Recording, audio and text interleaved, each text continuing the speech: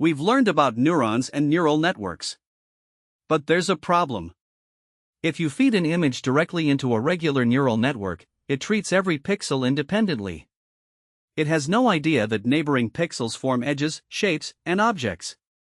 Convolutional neural networks, or CNNs, solve this. They're designed to see. Here's the core idea. Instead of looking at the entire image at once, a CNN looks at small patches of the image, one at a time. Imagine holding a magnifying glass over a photograph and sliding it across, a little bit at a time. At each position, you examine just the small area under the magnifying glass. In CNN terms, this magnifying glass is called a filter or kernel. It's a small grid of numbers, usually 3 by 3 or 5 by 5. As the filter slides across the image, it performs a mathematical operation called convolution.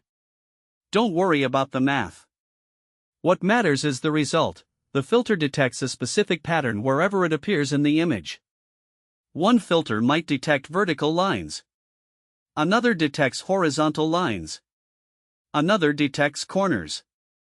The network learns which filters it needs during training.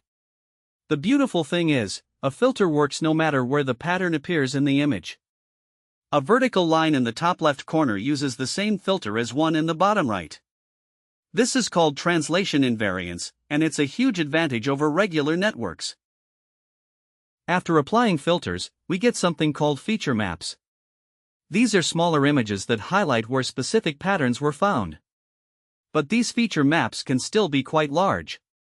We need to shrink them down while keeping the important information. That's what pooling does. The most common type is max pooling. It takes a small window, say 2 by 2, and keeps only the maximum value. Think of it like summarizing a paragraph into a single sentence. You lose some details, but you keep the most important point. Pooling makes the network faster and helps it focus on what matters rather than getting distracted by exact pixel positions. The full CNN pipeline looks like this. The image goes through a convolution layer which detects features, then an activation function adds nonlinearity, then pooling shrinks it down. This block repeats several times. Finally, the output is flattened into a regular list of numbers and fed into a standard neural network that makes the final classification. CNNs have an incredible history. In 2012, a CNN called AlexNet won the ImageNet competition by a huge margin, kicking off the deep learning revolution. Since then, CNNs have gotten deeper and more powerful.